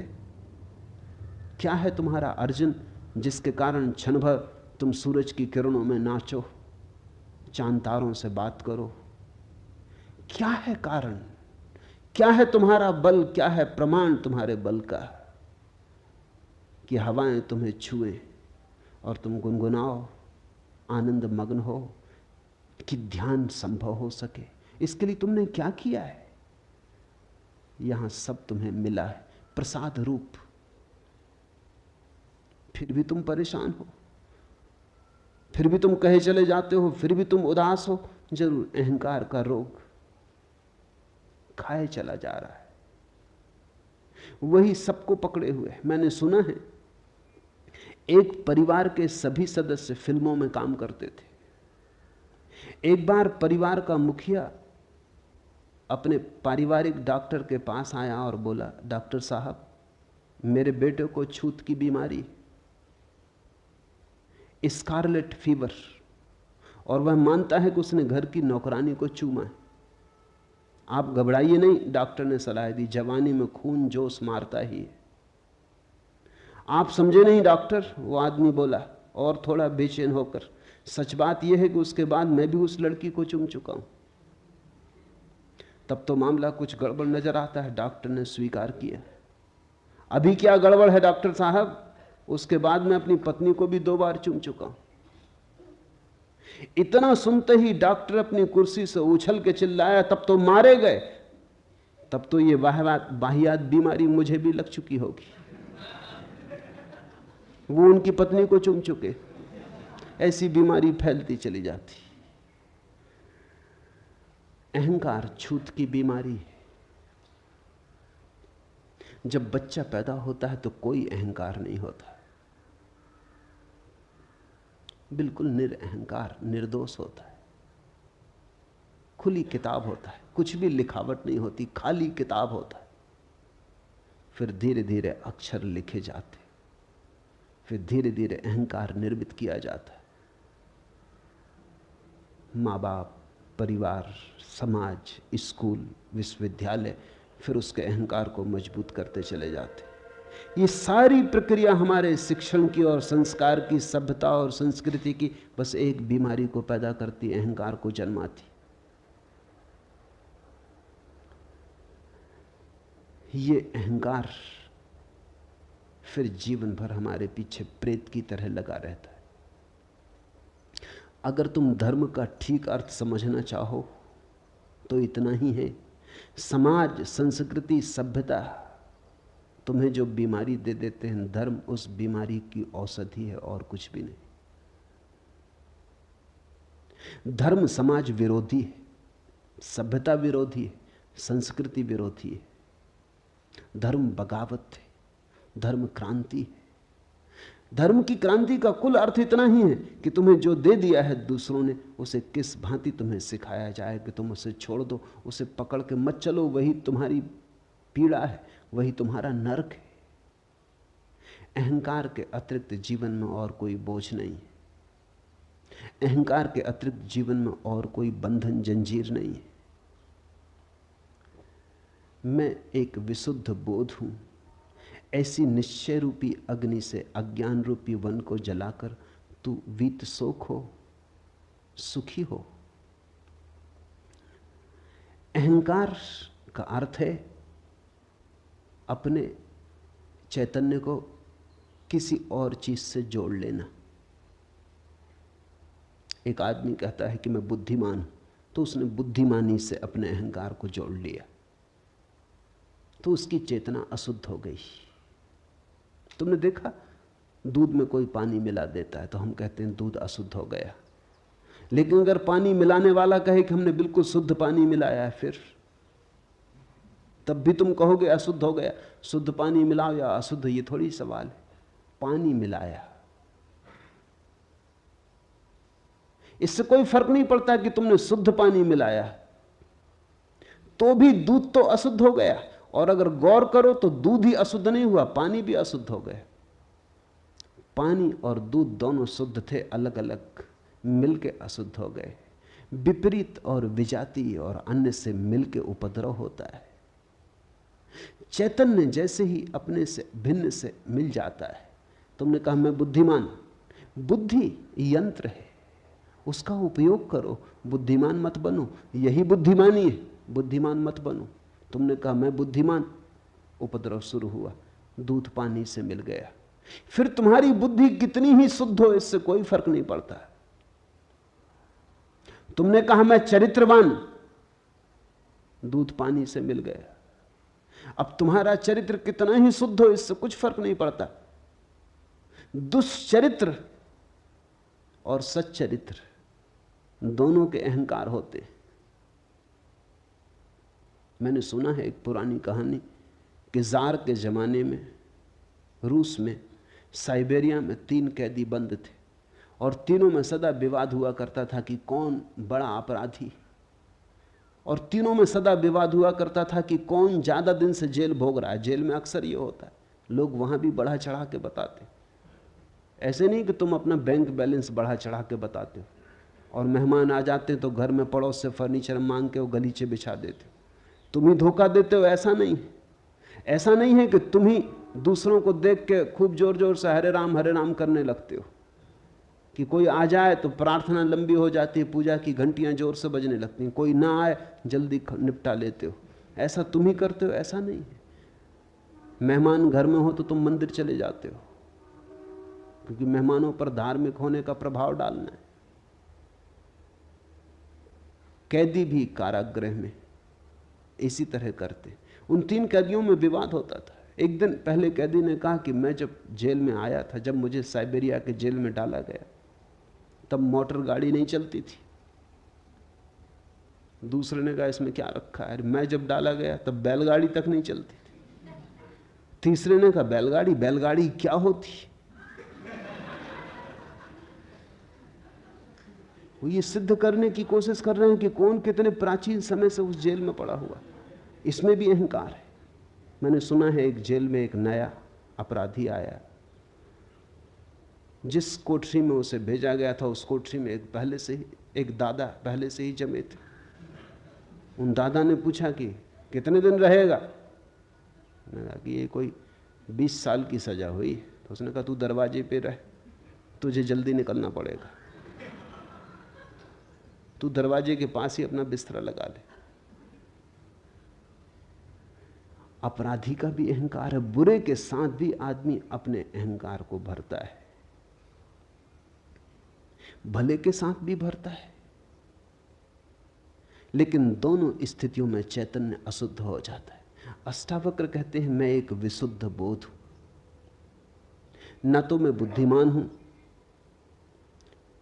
न मैं चरित्रवान हूं, न मैं चरित्रहीन हूं, न मैं सुंदर हूं, न मैं असुंदर हूं, न मैं जवान हूं, न मैं बूढ़ा हूं, न गोरा न काला, न हिंदू न मुसलमान, न ब्राह्मण न शूद्र।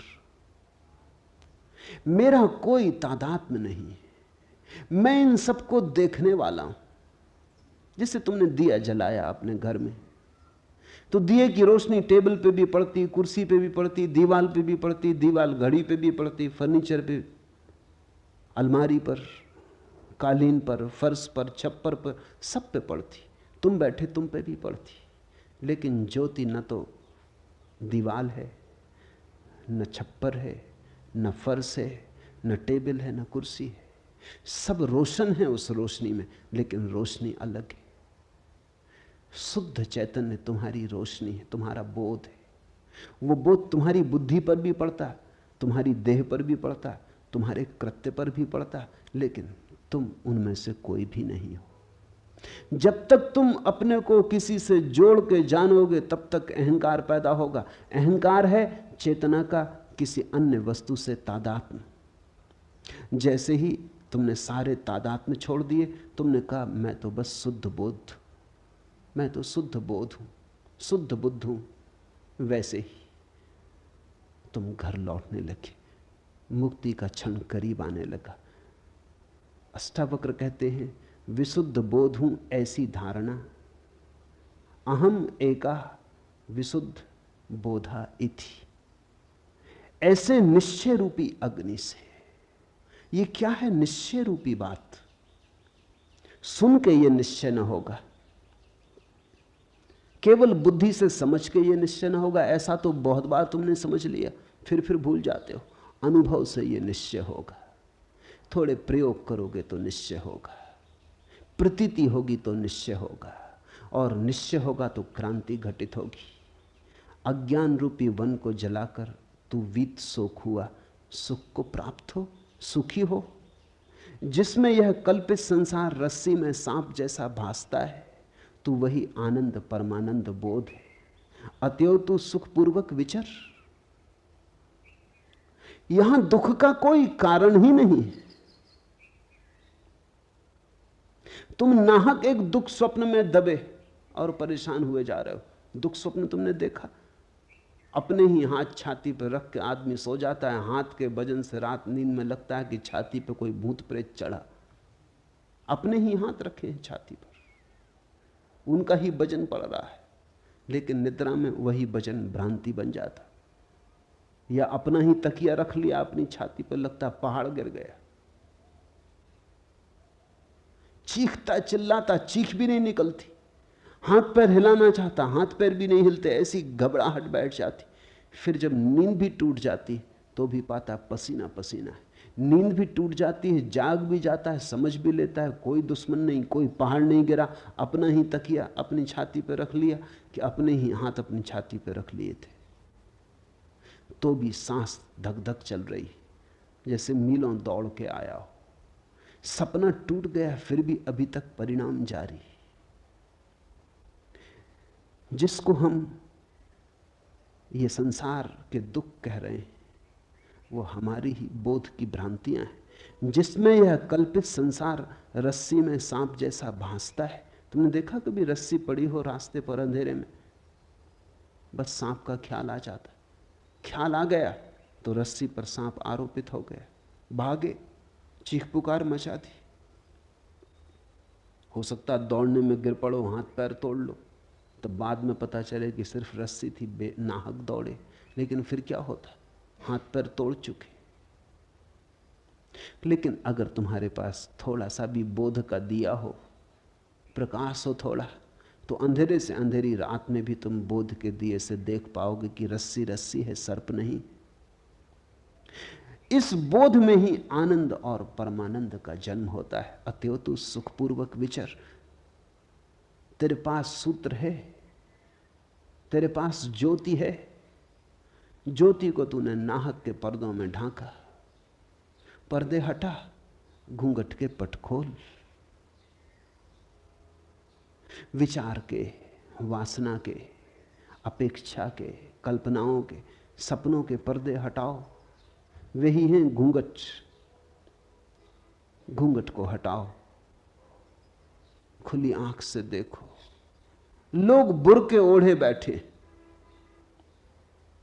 उन बुर्कों के कारण कुछ दिखाई नहीं पड़ता, धक्के खा रहे हैं, गड्ढों में गिर रहे हैं।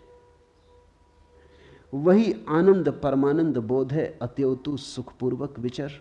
यत्र विश्वमिदं भाति कल्पितम रज्जु सर्पवत आनंद परमानंदा सा बोधस्त्वम सुखम चर। आनंद परमानंद बोधा त्वम सुखम चर। इस थोड़े से बोध को समझ लो, पकड़ लो, पहचान लो, फिर विचरण करो सुख में। ये अस्तित्व परम आनंद है। इस अस्तित्व ने दुख जाना नहीं, दुख तुम्हारा निर्मित किया हुआ है। कठिन है समझना ये बात, क्योंकि हम इतने दुख में जी रहे हैं, हम कैसे माने कि दुख नहीं। वो जो रस्सी को देख के भाग गया है, वो भी नहीं मानता कि सर्प नहीं है। वो जो हाथ रख के छाती पे पड़ा है और सोचता है पहाड़ गिर गया, वो भी उस क्षण में तो नहीं मान सकता कि पहाड़ नहीं गिर गया है। वैसी ही हमारी दशा है। क्या करें? थोड़े दृश्य से दृष्टा की तरफ चलें। देखें सब, लेकिन देखने वाले को न भूलें। सुने सब, सुनने वाले को न भूलें। करें सब, लेकिन स्मरण रखें कि करता नहीं है। बुद्ध कहते थे चलो राह पर, और स्मरण रखो कि भीतर कोई चल नहीं रहा है। भीतर सब अचल है। ऐसा ही है भी। गाड़ी के चाक को चलते देखा, कील तो ठहरी रहती, चाक चलता जाता है। ऐसे ही जीवन का चाक चलता है, कील तो ठहरी हुई है। कील हो तुम।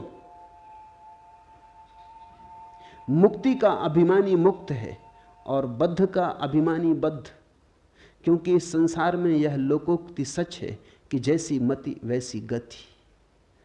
ये सूत्र मूल्यवान है। मुक्ति का अभिमानी मुक्त है। जिसने जान लिया कि मैं मुक्त हूं, वो मुक्त है। मुक्ति के लिए कुछ और करना नहीं, इतना जानना ही है कि मैं मुक्त हूं। तुम्हारे करने से मुक्ति ना आएगी, तुम्हारे जानने से मुक्ति आएगी। मुक्ति कृत्य का परिणाम नहीं, ज्ञान का फल है। मुक्ति का अभिमानी मुक्त है और बद्ध का अभिमानी बद्ध। जो सोचता है मैं बंधा हूं, वो बंधा है। जो सोचता है वो मुक्त हूं मैं, वो मुक्त है। तुम जरा करके भी देखो, एक 24 घंटे ऐसा सोच कर देखो कि चलो 24 घंटे यही सही, मुक्त हूं। 24 घंटे मुक्त रह के देख लो, तुम बड़े चकित होगे। तुम्हें खुद ही भरोसा ना आएगा कि अगर तुम सोच लो मुक्त हो तो कोई नहीं बांधने वाला है, तो तुम मुक्त हो। तुम सोच लो कि बंधा हूं तो हर चीज बांधने वाली है। मेरे एक मित्र थे, मेरे साथ प्रोफेसर थे। होली के दिन थे, भांग पी ली, रास्ते पे शोरगुल मचा दिया, हुल्लड़ कर दिया। बड़े सीधे आदमी थे। सीधे आदमी के साथ खतरा है। उसके भीतर काफी दबा पड़ा रहता। उपद्रवी नहीं थे, नाम भी उनका भोले राम था। भोले भाले आदमी थे। भोले भाले आदमी के साथ एक खतरा है, भांग वगैरह से बचना चाहिए, क्योंकि वो भोला भालापन जो ऊपर ऊपर है, भांग ने तो डुबा दिया। भीतर जो दबा पड़ा था, जिंदगी भर में जो नहीं किया था, वो सब निकल आया। वो सड़क पर गए, शोरगुल मचाया, उपद्रव कर दिया, किसी स्त्री के साथ छेड़छाड़ कर दी, पकड़ लिए गए, थाने में बंद कर दिए गए। अंग्रेजी के प्रोफेसर थे। रात कोई 2 बजे आदमी मेरे पास आया और उसने कहा कि आपके मित्र पकड़ गए, और उन्होंने खबर भेजी कि निकालो, सुबह के पहले निकालो, नहीं तो मुश्किल हो जाएगी। मुश्किल उनको निकाल पाए। सुबह होते होते निकाल तो लाए, लेकिन वो ऐसे घबरा गए। सीधे साधे आदमी थे, वो ऐसे घबरा गए कि बस मुश्किल खड़ी हो गई। 3 महीने उन्होंने ऐसा कष्ट भोगा। सड़क से पुलिस वाला निकले कि वो छुप जाएं, तो वो आ रहा पकड़ने। मेरे साथ एक ही कमरे में रहते थे। रात पुलिस वाला सीटी बजाए, वो बिस्तर के नीचे हो जाए, तुम कर क्या रहे हो? आ रहे हैं वो लोग।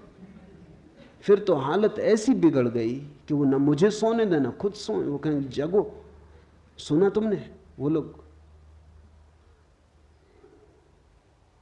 हवा में खबर है, आवाज आ रही रेडियो पर, वो लोग यहां वहां से खबर भेज रहे हैं कि भोला राम कहाँ है। भोला राम, तुम सो जाओ। अभी सो कैसे जाएं, जीवन खतरे में। वो पकड़ेंगे, फाइल है मेरे खिलाफ। आखिर में इतना परेशान हो गया कि कोई रास्ता न देख के कॉलेज भी जाना उन्होंने बंद कर दिया। छुट्टी लेके घर बैठ गए। वो 24 घंटे एक ही रंग चलने लगा, जिसको मनोवैज्ञानिक पैरानॉइड कहते। वो पैरानॉइड हो गए, अपने भय से ही रचना करने लगे। भले आदमी थे, कभी सोचा भी नहीं था मैंने, लेकिन एक अनुभव हुआ कि आदमी क्या क्या कल्पना नहीं कर ले सकता है। दीवानों को वो कहें कान है, सब तरफ लोग सुन रहे हैं। कोई भी रास्ते पे चल रहा है तो वो उन्हीं को देखता हुआ चल रहा है।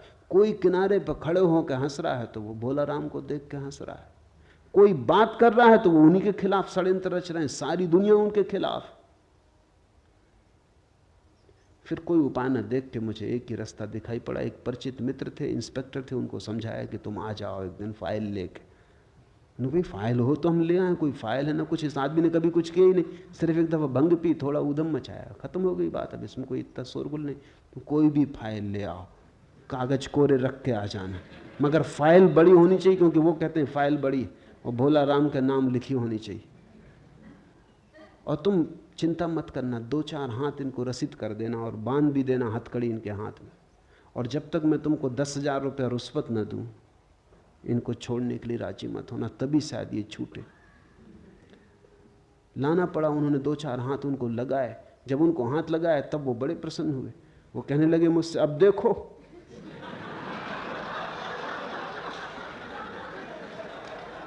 जो मैं कहता था हुआ कि नहीं, ये रही फाइल, बड़े बड़े अक्षरों में भोला राम लिखा है। अब बोलो वो सब समझदारी की बातें कहां गई? अब ये हो रहा है, चले भोला राम, हथकड़ी भी डाल दी। मगर एक तरह से वो प्रसन्न थे, एक तरह से दुखी थे, रो रहे थे, मगर एक तरह से प्रसन्न थे कि उनकी धारणा सही सिद्ध हुई। आदमी ऐसा पागल है, तुम्हारे दुख की धारणा भी सही सिद्ध हो तो तुम्हारे अहंकार को तृप्ति मिलती कि देखो मैं सही सिद्ध हुआ। उनका पूरा भाव ये था कि सबको गलत सिद्ध कर दिया, सब समझाने वाले, कोई सही सिद्ध नहीं हुआ, आखिर में ही सही सिद्ध हुआ। मुश्किल समझाया और बुझाया। इंस्पेक्टर को सो कह रखा था जल्दी मत मान जाना, नहीं तो वो सोचेंगे कि कोई जालसाजी। वो कहा कि ये हो ही नहीं सकता, ये तो इनको आजन्म सजा होगी। बस वो जब ये इस तरह की बातें कहें वो मेरी तरफ देखेंगे, कहो। बहुत मुश्किल से समझा बुझा के हाथ पैर जोड़ के नोट की गड्डियां उनको दी, फाइल जलाई सामने। उस दिन से भोला राम मुक्त हो गए, ठीक हो, सब खत्म हो गया मामला। करीब करीब ऐसी अवस्था है।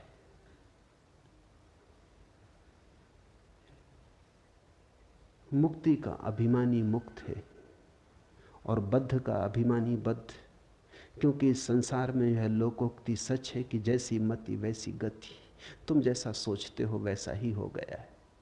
तुम्हारे सोचने ने तुम्हारा संसार निर्मित कर दिया है। सोच को बदलो, जागो और ढंग से देखो, सब यही रहेगा। सिर्फ तुम्हारे देखने, सोचने, जानने के ढंग बदल जाएंगे और सब बदल जाएगा। मुक्ताभिमानी मुक्तो ही बद्धो बद्धाभिमान्यपि किम वदन्ति है सत्ययम या मति सा गति भवेत, या मति सा गति भवेत। तो जैसा सोचो, जैसी मति वैसी गति हो जाती। आत्मा साक्षी है, व्यापक है, पूर्ण है, एक है, मुक्त है, चेतन है, क्रिया रहित है, असंग है, निष्प्रह है, शांत है। वह भ्रम के कारण संसार जैसा भासता है। साक्षी, व्यापक, पूर्ण। सुनो इस शब्द को। अष्टावक्र कहते तुम पूर्ण हो। पूर्ण होना नहीं है, तुम में कुछ भी जोड़ा नहीं जा सकता। तुम जैसे हो परिपूर्ण हो। तुम में कुछ विकास नहीं करना है, तुम्हें कुछ सोपान नहीं चढ़ने, तुम्हारे आगे कुछ भी नहीं है। तुम पूर्ण हो, तुम परमात्मा हो, व्यापक हो, साक्षी हो, एक हो, मुक्त हो, चेतन हो, क्रिया रहित हो, असंग हो। किसी ने तुम्हें बांधा नहीं, कोई संग साथी नहीं, अकेले हो, परम एकांत में हो, निष्प्रह हो। ऐसा होना नहीं है, यही फर्क है अष्टावक्र के संदेश का। अगर तुम महावीर को सुनो तो महावीर कहते ऐसा होना है। अष्टावक्र कहते हैं ऐसे तुम हो। ये बड़ा फर्क है, ये छोटा फर्क नहीं। महावीर कहते हैं असंग होना है, निष्प्रह होना है, पूर्ण होना है, व्यापक होना है, साक्षी होना है। अष्टावक्र कहते हैं तुम ऐसे हो, बस जागना है, ऐसा आंख खोल के देखना है। अष्टावक्र का योग बड़ा सहज योग है। साधो सहज समाधि भली। मैं आभास रूप अहंकारी जीव हूं, ऐसे भ्रम को और बाहर भीतर के भाव को छोड़कर तू कूटस्थ बोधरूप अद्वैत आत्मा का विचार कर। अहम आभास इति, मैं आभास रूप अहंकारी जीव हूं। ये तुमने जो अब तक मान रखा है ये सिर्फ आभास है। ये तुमने जो मान रखा है ये तुम्हारी मान्यता है, मति है। यद्यपि तुम्हारे आसपास भी ऐसा ही मानने वाले लोग हैं, इसलिए तुम्हारी मति को बल भी मिलता है। आखिर आदमी अपनी मति उधार लेता है, तुम दूसरों से सीखते हो। आदमी अनुकरण करता है। यहां सभी दुखी हैं, तुम भी दुखी हो गए हो। जापान में एक अद्भुत संत हुआ, होते ही जैसे ही वो ज्ञान को उपलब्ध हुआ, या कहना चाहिए जैसे ही वो जागा, वो हंसने लगा। फिर वो जीवन भर हंसता ही रहा। वो गांव-गांव जाता है। होते ही को जापान में लोग हंसता हुआ बुद्ध कहते। वो बीच बाजार में खड़ा हो जाता और हंसने लगता। फिर तो उसका नाम दूर दूर तक फैल गया। लोग उसकी प्रतीक्षा करते कि होते ही कब आएगा। उसका कोई और उपदेश ना था, वो बस बीच बाजार में खड़े होकर हंसता। धीरे धीरे भीड़ इकट्ठी हो जाती और लोग भी हंसने लगते। होते ही से लोग पूछते आप कुछ और कहो, वो कहता और क्या कहें, नाहक रो रहे हो, कोई हंसने वाला चाहिए जो तुम्हें हंसा दे। इतनी ही खबर लाता हूं कि हंस लो, कोई कमी नहीं है।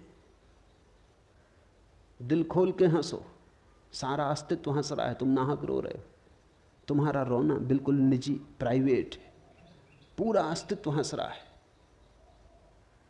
चांद तारे फूल पक्षी सब हंस रहे हैं, तुम नाहक रो रहे हो। खोलो आंख, हंस लो, मेरा कोई और संदेश नहीं। वो हंसता एक गांव से दूसरे गांव घूमता रहता। कहते हैं उसने पूरे जापान को हंसाया। और उसके पास लोगों को धीरे धीरे हंसते हंसते हंसते झलकें मिलती। वो उसका ध्यान था, वही उसकी समाधि थी। लोग हंसते हंसते धीरे धीरे अनुभव करते कि हम हंस सकते हैं, हम प्रसन्न हो सकते हैं अकारण। कारण की खोज ही गलत है। तुम जब तक कारण खोजोगे कि जब कारण होगा तब हंसेंगी, तो तुम कभी हंसोगे ही नहीं। तुमने अगर सोचा कि कारण होगा तब सुखी होंगे, तो तुम कभी सुखी ना होगे। कारण खोजने वाला और दुखी होता जाता। कारण दुख के हैं, सुख स्वभाव है। कारण को निर्मित करना पड़ता, दुख को भी निर्मित करना पड़ता। सुख है, सुख मौजूद है, सुख को प्रकट करो। यही अष्टावक्र का बार बार कहना है। बोधस्त्वम सुखम चर वीत सोखा सुखी भव, विश्वासमृतम पीत्वा सुखी भव। पीले अमृत हो जा सुखी। मनुष्य पूर्ण है, एक है, मुक्त है। सिर्फ आभास बाधा डाल रहा है। मैं आभास रूप अहंकारी जीव हूं, ऐसे भ्रम को और बाहर भीतर के भाव को छोड़कर तू कूटस्थ बोधरूप अद्वैत आत्मा का विचार कर। अहम आभासा इति वाह्यम अंतरम भावम मुक्तवा। बाहर और भीतर के भाव से मुक्त हो जा। आत्मा न तो बाहर है और न भीतर। बाहर और भीतर भी सब मन के ही भेद है। आत्मा तो बाहर भी है, भीतर भी है। आत्मा में सब बाहर भीतर है, आत्मा ही है। बाहर भीतर के सब भाव को छोड़कर तू कूटस्थ बोध रूप अद्वैत आत्मा का विचार कर। यह अनुवाद ठीक नहीं है। मूल सूत्र है वाह्यम अंतरम भावम मुक्तवा। मुक्त होकर अंतर बाहर से त्वम कूटस्थ बोधम अद्वैतम आत्मानम परिभावे। परिभाव कर, विचार कर, ये ठीक नहीं। परिभाव कर कि तू कूटस्थ आत्मा है, ऐसा बोध कर, ऐसा भाव ऐसी भावना में जग। विचार तो फिर बुद्धि की बात हो जाती, विचार तो फिर ऊपर ऊपर की बात हो जाती। सिर से नहीं होगा, ये हृदय से होगा। ये भाव प्रेम जैसा होगा, गणित जैसा नहीं। ये तर्क जैसा नहीं होगा, गीत जैसा होगा, जिसकी गुनगुनाहट डूबती चली जाती गहराई तक और प्राणों के अंतरतम को छू लेती, स्पंदित कर देती। परिभाव कर कि मैं कूटस्थ आत्मा हूं, ये घूमता हुआ चाक नहीं, बीच की कील हूं। कील यानी कूटस्थ।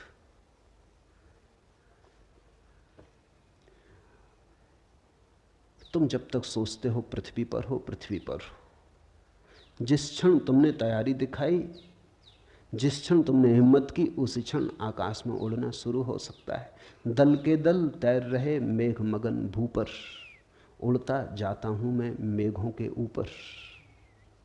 एक अजब लोक खुला है मेरे आगे, कोई सपना विराट सोए में जागे। कहां उड़ जाता है समय सिंधु घर घर। गाड़ी जो अंधी घाटी में बर्फीली, उर्मिल धाराओं में मछली चमकीली। धसता जाता हूं पैनिल तम के भीतर, कोसों तक लाल परधी सूरज को घेरे। छलक रहा इंद्रधनुष पंखों पर मेरे, यहां वहां फूट रहे रंगों के निर्झर।